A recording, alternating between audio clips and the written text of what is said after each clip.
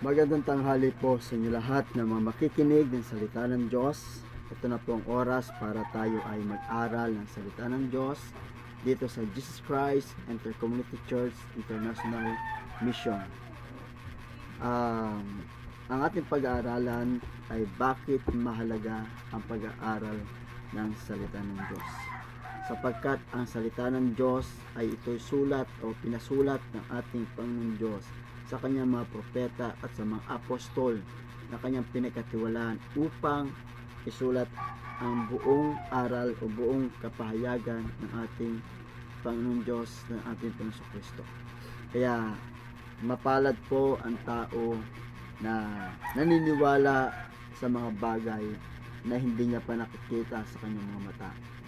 Ang Biblia po ay ito po ay makapagbibigay sa atin ng daan patungo sa katotohanan at patungo sa kaligtasan ng ating mga kaluluwa at proteksyon, gabay sa ating pamilya. Kaya po ay nandiyan po kayo na tayo po ay mag-aral at mas palalimin pa natin ang pag-aaral ng salita ng Diyos. Ano ba ang sinasabi sa kasulatan sa pahayag Kapitulo 1, versikulo 3. Sinabi po dito na mapalad ang bumabasa ng aklat na ito, ang mga nakikinig sa propesiya nito at tumutupad sa nasusulat dito, sapagkat malapit na itong maganap. Yun po ang sinabi po ng kasulatan sa pahayag Kapitulo 1, versikulo 3 na sinabi, mapalad ang bumabasa ng aklat na itong ibig sabihin ang Biblia. Itong Biblia na ating hawak, na yung mga Biblia na yung hawak, sabi, mapalad ka pag ikaw ay nagbabasa ng kasulatan na ito. Pangalawa, mapalad ka kung ikaw ay nakikinig sa mga propesiya na nakasulat dito sa Biblia. At ang pangatlo ay mapalad ka pag ito ay tinutupad mo lahat ng mga nakasulat dito sa Biblia, sabi, ay pag ito daw tinutupad natin is tayo daw ay magiging mapalad. Anong una? Magbasa. Pangalawa, nakikinig. At ang pangatlo ay tinutupad mo ang aral ng salita ng Diyos. Hindi lang po sa pagbabasa, hindi lamang po sa pakikinig, ay dapat din natin sundin kung ano ang kalooban ng ating Diyos na nasa langit. Kasi ang pagbabasa po ay ito po'y way. Ito'y paraan para malaman natin ang buong katotohanan ng turo ng ating Panginoong Kristo na siya po ay nabubuhay pa o isa po ay nagkatawan tao dito sa mundo. Kaya po ay patuloy tayong makinig ng salita ng Diyos. Kaya sabi ito, kung gusto mo maging mapalad, kailangan magbasa ka ng salita ng Diyos. Pangalawa ay pakinggan mo ang lahat ng mga propesiya na iyong naririnig na binabasa ng mga lingkod ng Diyos na nakasulat dito sa Biblia. At ang pangatlo ay dapat nating tuparin kung ano po ang mga dapat sundin o sa mga turo ng ating Panginoong Hesukristo. Kaya malinaw rin po ang sinabi po sa ika-2 Timoteo Kapitulo 3, versikulo 16 at 17. Sinabi ito, ang lahat ng kasulatan ay pinasiya ng Diyos at nagagamit sa pagtuturo ng katotohanan, sa pagtatama sa maling katuruan, sa pagtutuwid sa likong gawain at sa pagsasanay para sa matuwid na pamumuhay, upang ang lingkod ng Diyos ay maging karapat-dapat at handa sa lahat ng mabubuting gawain. Malinaw po ang sinabi sa kasulatan sa ika-2 Timoteo Kapitulo 3, 16 at 17. Sabi rito, ang lahat ng kasulatan, ang ibig sabihin kasulatan, itong nilalaman ng Biblia mula sa Lumang Tipan at sa Bagong Tipan, mula sa Genesis hanggang Revelation, yan po ang kasulatan na kinasihan ng Diyos na makapangyarihan sa langit. Kaya sabi, mula Genesis to Revelation ay meron po siyang bilang na 66. Ang lumang tipan po ay meron po siyang 39 na libro at ang bagong tipan naman po ay meron po siyang 27 na libro. Kaya ang bilang lahat ay 66 na libro na nabibilang sa buong Biblia. Kaya gusto ng Diyos na tayo ay mag-aral ng salita ng Diyos. Gusto ng Diyos na malaman natin kung ano ba talaga ang katotohanan na nais na iparating sa atin ng Diyos. Kaya importante at mahalaga na tayo ay magbabasa ng kasulatan ng Diyos. Pag sinabing ang lahat ng kasulatan ay kinasihan ng Diyos, ibig sabihin, ang Biblia po ay magagamit sa pagtuturo ng katotohanan. Walang ibang libro, walang ibang Biblia na sinasabi meron pang ibang salita ng Diyos, walang ibang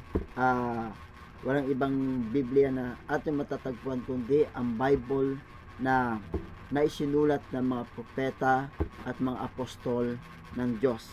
Kaya sinabi, mapalad ka pag binabasa mo ang kanyang kasulatan. Bakit? Kasi sinabi dito, ang Biblia daw ay magagamit sa pagtuturo ng katotohanan. Ibig sabihin, walang ibang magtuturo ng katotohanan kundi ang Biblia na ating binabasa, sapagkat lahat po dito ay nakasulat, ang lahat ng kanyang mga propesiya, lahat ng mga ginawa ng ating Panginoon Kristo, lahat ng hiwaga na ginawa ng Diyos sa Israelita at sa mga taong sumusunod sa ating Panginoon Kristo, naniniwala sa kanya habang siya'y nagtuturo sa mundo na siya umakyat sa langit hanggang sa ating panahon. Sabi, mapalad ka kung magbabasa ka ng kasulatan dahil dito mo matatagpuan ang pagtuturo ng buong katotohanan. Sabihin, ito na yung oras na dapat natin gagawin. Kasi tayo ay naghahanap ng katotohanan.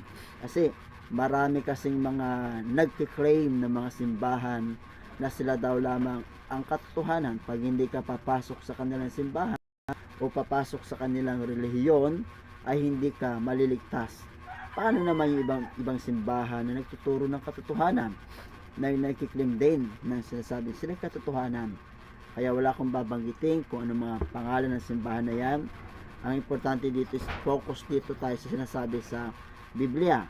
Ulitin ko, sabi, ang lahat ng kasulatan ay kinasihan ng Diyos. Kaya meron pong kapangyarihan, authority na ang Biblia na ating ginagamit ay may kakayahan na magtuturo ng buong katotohanan sa turo ng ating Panginoon Diyos. Ngayon, mas lalo natin palalimin ang pag-aaral ng salita ng Diyos. Pangalawa, sinabi rito, ang Biblia ay magagamit sa pagtatama sa mga maling katuruan. Ito na po tayo.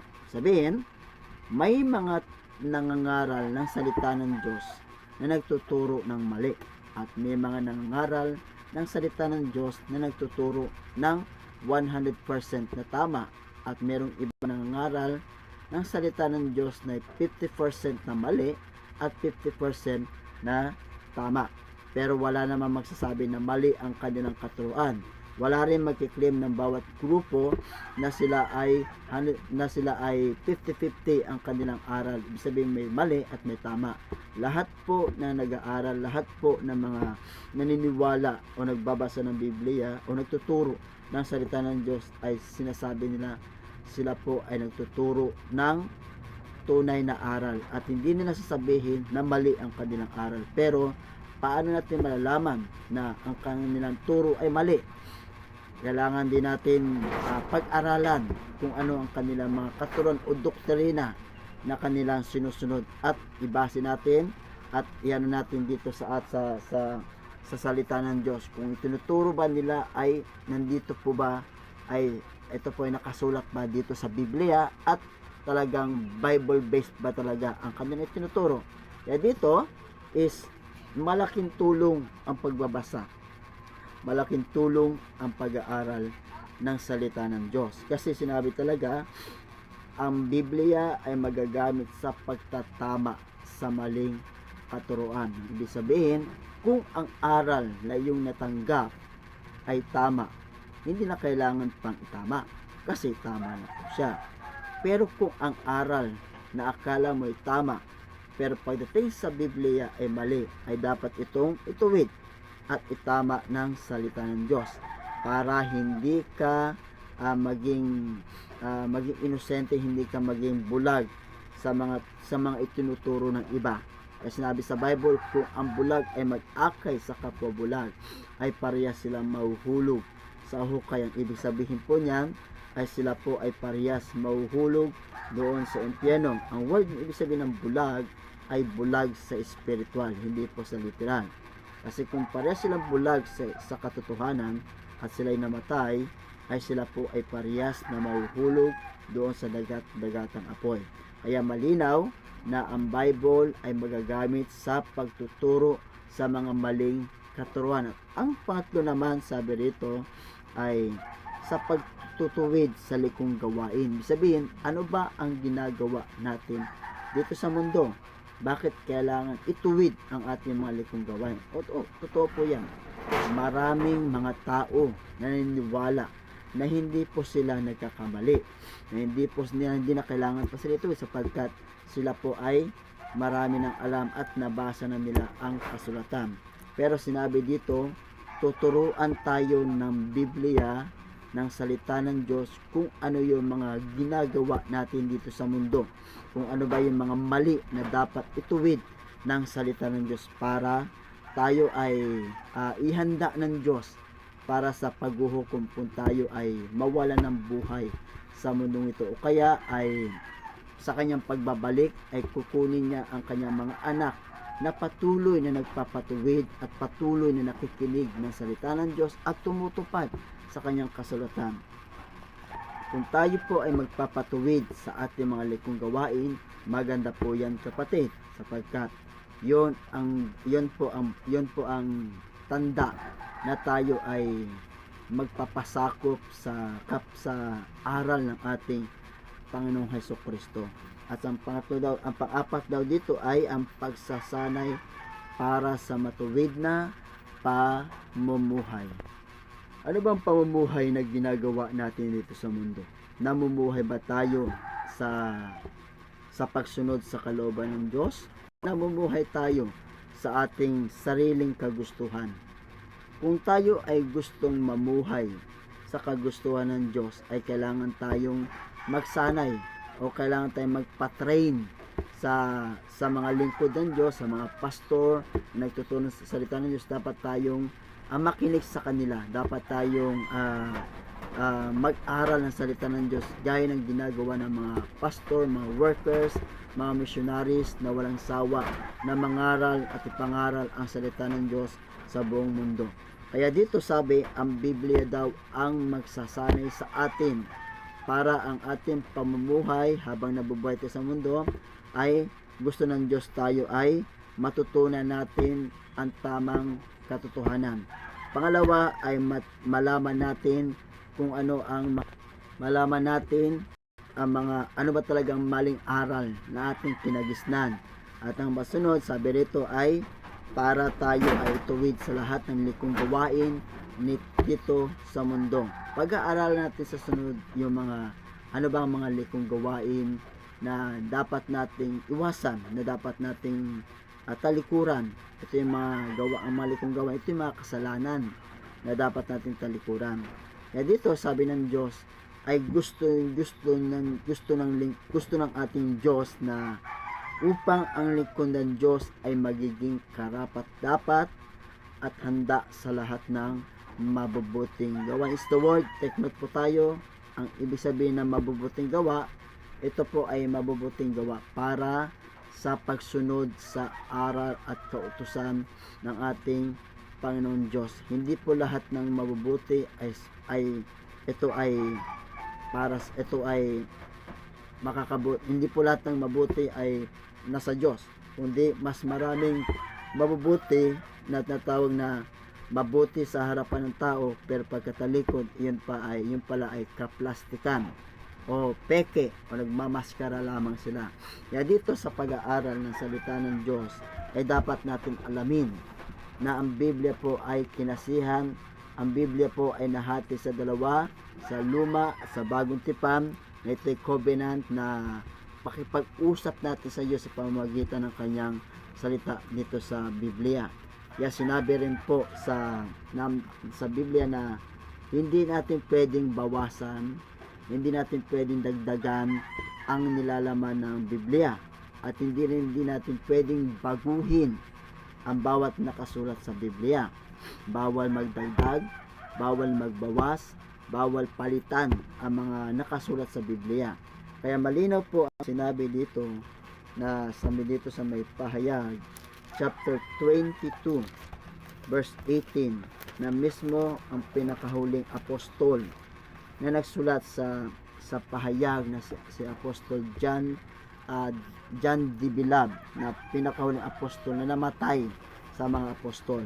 Kasi sinabi dito sa verse 18, akong si Juan ay nagbibigay ng babala sa sino mang makarinig sa mga propesiya na nasa aklat na ito. Ang sino mang magdaragdag sa nilalaman ng aklat na ito ay daragdagan ng Diyos ng parusa.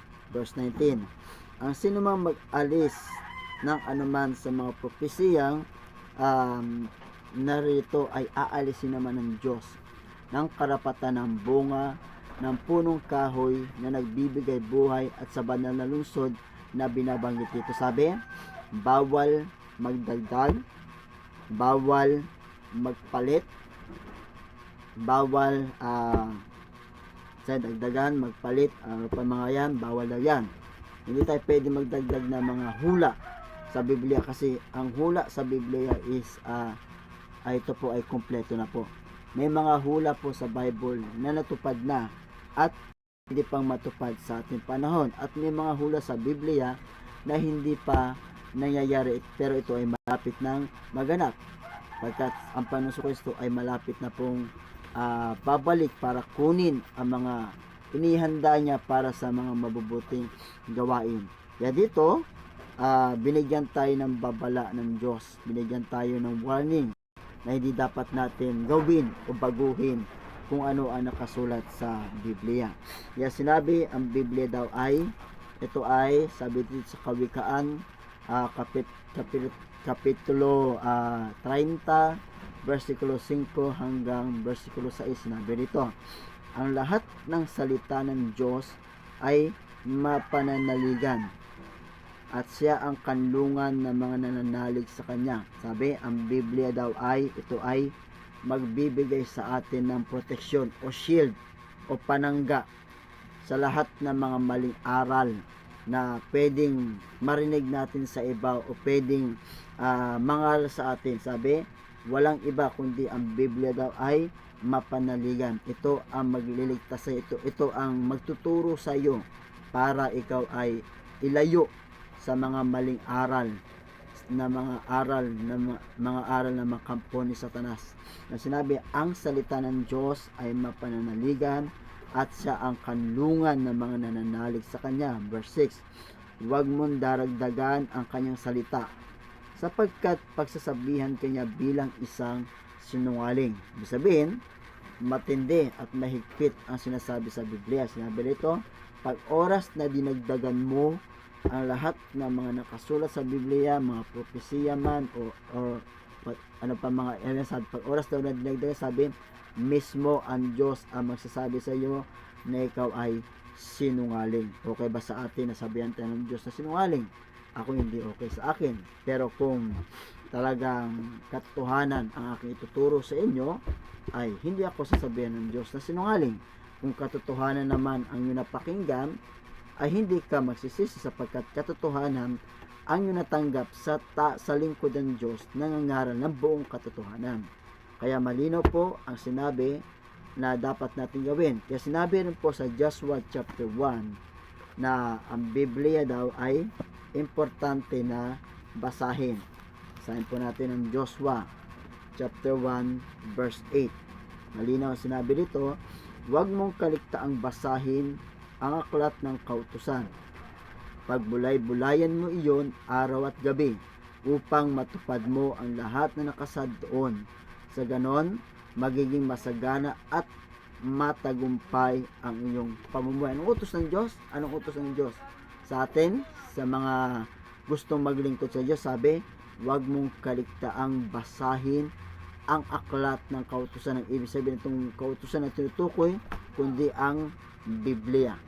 Ang turo, ang salita ng Diyos, kundi ang Holy Bible o mabuting balita, Biblia o banal na kasulatan. Okay, sabi, ang Biblia daw ay huwag kaligtaan, huwag mong kalimutan, huwag mong hayaan na ito ay mawala sa iyong isipan.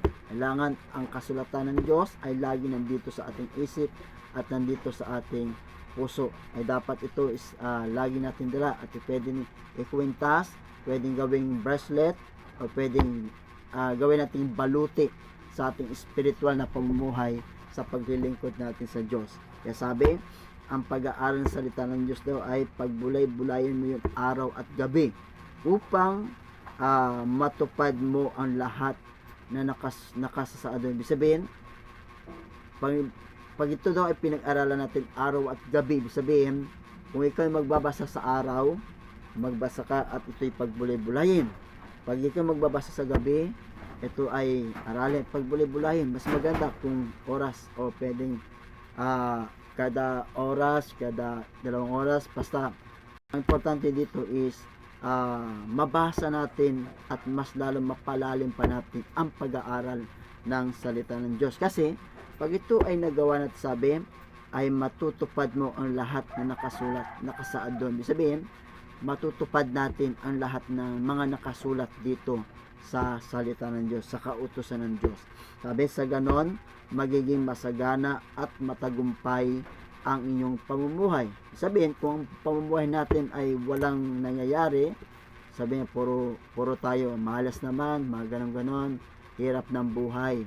Pero kung tayo po ay patuloy na maglilingkod at magbabasa at susundin natin ang kanyang kalooban, sabi rito, ang pangako ng Diyos, sabi, sa ganon, magiging masagana at matagumpay ang iyong pamumuhay sa ating pamilya, pamumuhay sa ating kaibigan, pamumuhay sa ibang tao, sa simbahan, at pamumuhay para sa harapan ng ating Panginoon Diyos na nagbigay sa atin ng buhay at pag-asa.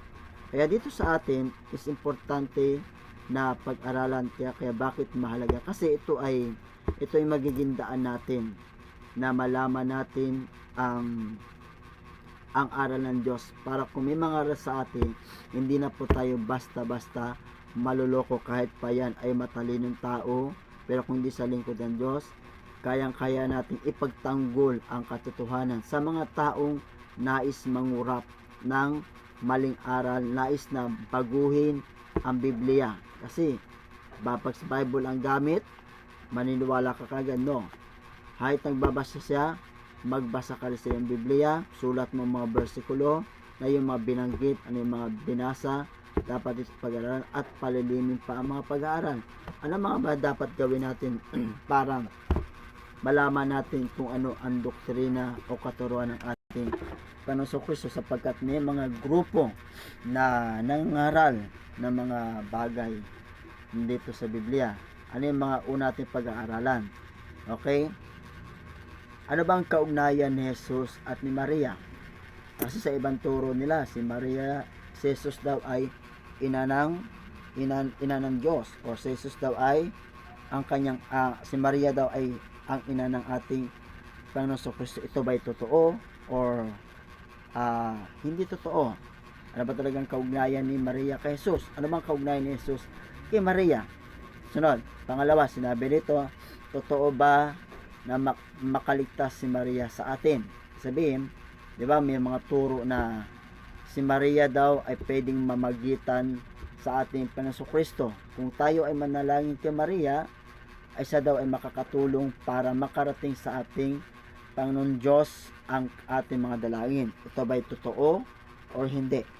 Sunod, pag-aralan yan. Isa-isayin natin para hindi tayo malito at mas lalo natin maunawaan. Okay, totoo ba na si Maria ay ina ng Diyos? Ito yung mga aral sa ibang grupo, sa ibang paniniwala. na kanilang tinuturo. Si Maria daw ay ina ng Diyos. Ang tanong dito, sino ba ang nauna? Ang Diyos ba o si Maria? Okay, doon pa lamang is pwede natin alamin, mas lalo natin palalimin, totoo ba talaga na ang Diyos ay merong ina? At si Maria ba talaga ay anak niya ang Diyos? Anak niya ba talaga ang Diyos? Yun is lalo nating pag-aaralan. Is very excited. Napaka-excited po ang pag-aaral ito pag ito ay inyong natutunan. Sunod, totoo ba na itinayo ni Kristo ang simbahan sa Romano Katoliko? Ito po is maraming mga pag-aangkin na sinabi daw ng mga Romano Katoliko sa Roma na ang Panginoon Kristo daw ang nagtatag ng Romano Katoliko. Yan yung mga doktrina na dapat natin pag-aaralan. Totoo ba na ang si Kristo ang nagtatag ng simbahan ng Romano Katoliko? Okay. Sunod, sabi ito, komunyon. Ano ba talaga ang tamang turo sa komunyon? Yung komunyon na ito ay dapat natin palalimin ang pag-aaral. Kasi may nagkukomunyon na kulang, may komunyon naman na kumpleto, may nagkukomunyon naman na ang tinapay ay may libadora, pero may ano ba talagang komunyon? Pag-aaralan natin kung ano ibig sabihin ng pagkukomunyon. Sunod, mga kaluluwa. Ito yung mga araw pag dumarating ng November, araw ng mga kaluluwa, araw ng patay. Ang totoo ba nakasulat to sa Biblia at inutos ba ng Diyos ito na pag-araw ng patay ay ating ipagfiesta ang kanilang mga araw ng kanilang kamatayan? Kailangan, yung ba tinuturo sa Biblia o turo ba ng ating Panginoon Kristo? Turo ba ito ng Diyos? Kung ito turo ng Diyos, gawin natin. Pero kung ito ay nakasulat sa Bible na hindi turo ng Diyos, ay huwag natin gagawin. Sapagkat kung gagawin natin ito ay magiging labag sa aral ng ating Panginoon. Sunod, tama ba na gumawa tayo ng mga larawan at bubulto at ating dasalan? Sa mga aral na ito, alam naman natin kung saan itong mga aral na ito. Sabi, tama ba na gumawa tayo ng mga larawan at ito ating dasalan? Sa atin ba? Sunod. Sabi rito, bautismo. May mga grupong nagbabautismo na bata pa lang ay binibinyagan na. At mayroong ibang grupo na binabautismo yung malaki na. Ano ba talagang tamang aral sa Biblia na dapat bautismuhan nyo? Hanggang bata pa siya, sanggol, or yung malaki na siya na nakakaunawa? Ano ba tama dyan? Yan ba'y turo sa Biblia or hindi? Okay, sunod. Sabi dito, totoo ba na si Jesus ang Ama sa langit? Sabi, Ama. Ang Panginoon Kristo daw ang Ama sa langit. Kasi may nagtuturo na mga grupo rin na paniniwala na si Kristo ang Ama na nasa langit. Pero may nagtuturo na hindi si Kristo ang Ama sa langit. Okay, pag-aaral natin sa sunod dyan. Nilalagay ko po sa screen po yun, pag akin na-upload. Ilalagay po natin sa screen yan para mapag-aralan po natin yan. Okay. Pagsimba. Ano ba talaga ang araw ng pagsamba o pagsimba natin? Ang iba kasi Sabado, ang iba Sunday. Yan nangyayari, nagkakaroon ng debate sa pagsimba o pag-worship sa ating Panginoon. Pag-aralan natin yung sunod. Santo Niño. Ang Santo Niño po ba ay itong Santo Niño nito ay ito si Jesus o saan ba nanggaling o kailan ba nagsimula ang pagsamba sa Santo Niño? O sino ba talaga si Santo Niño? Ito ba si Jesus o meron pang ibang Santo Niño? Yan natin sunod. Ano ang mga orasyon,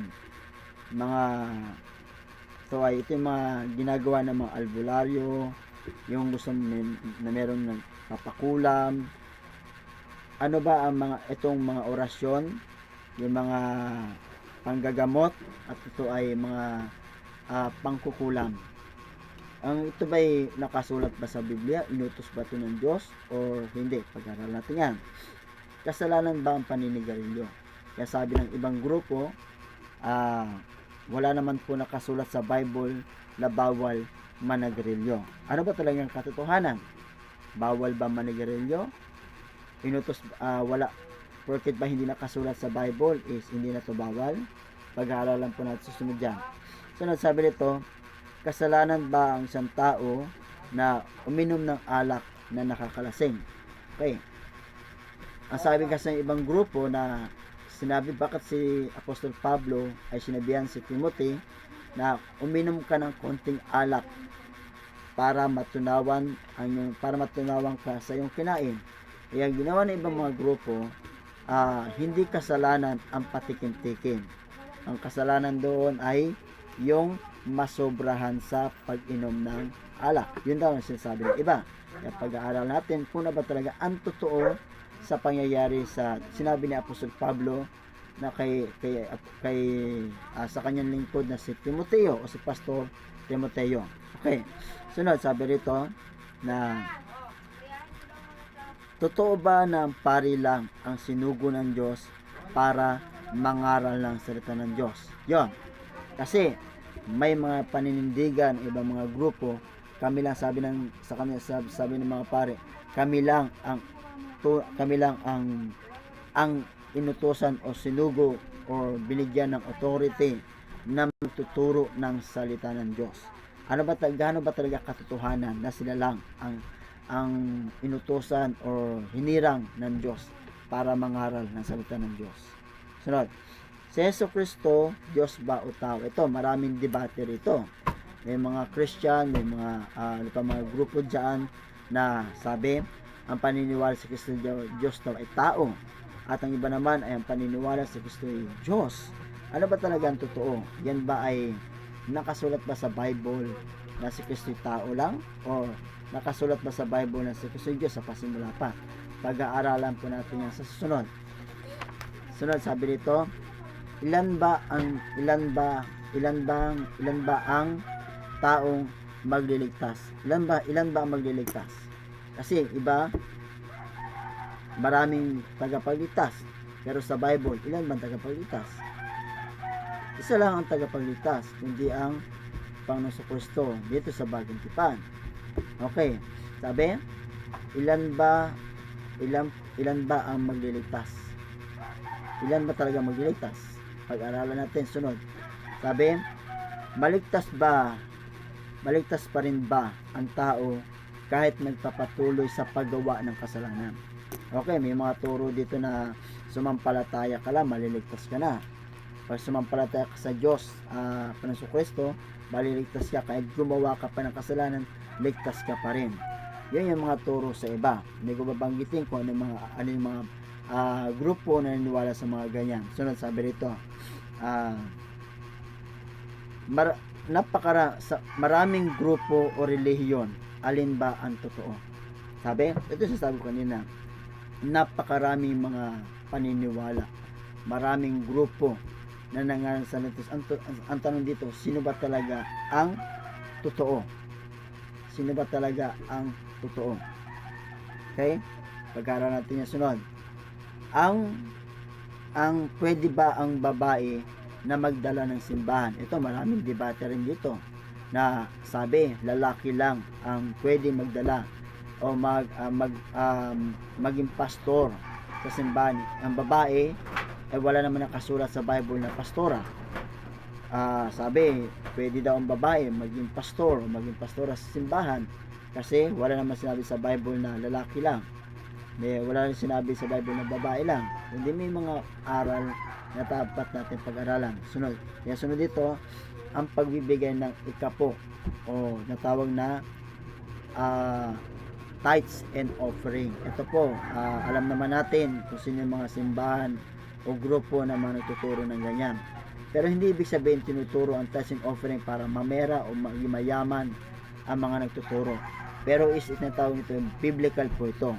Kung sinabi ba sa Bible na tapos na ang pagbibigay ng ikapo, offering lang, ay dapat natin paniwalaan. Kapag sinabi sa Bible na itong dalawang ito ay dapat natin gawin, na ibigay sa gawain ng Diyos, ay dapat natin gawin. Kaya dito sa atin sa pag-aaral, itong 21 na katuruan na ating pag-aaralan, actually marami pa ito, pero ito yung mga major na ating pag-aaralan na dapat nating tuklasin ano ba talaga ang katotohanan na nais na iparating sa atin ng Diyos na dapat natin malaman para hindi tayo mailigaw ng kahit sino mga ngaral dyan dito sa sanlibutan. Kaya mga kapatid, pinanyayahan ko po kayo na tayo ay mag-aral, makinig tayo ng salita ng Diyos sa mga ibang araw, ating isa-isahin ang pag-aaral dito na ito po ay makapagbibigay sa atin ng liwanag at sa ating pag-uunawa. Kaya maraming salamat po sa mga nakapanood ng video nito at huwag natin kalimutan na i-click ating subscribe ang channel na ito para ito makatulong sa atin. Sama-sama po tayo, magtulungan po tayo para tayo ay ipangalat natin ang mabuting balita sa lahat ng mga tao na kilala man o hindi na kilala. Maraming salamat po. God bless po sa inyo.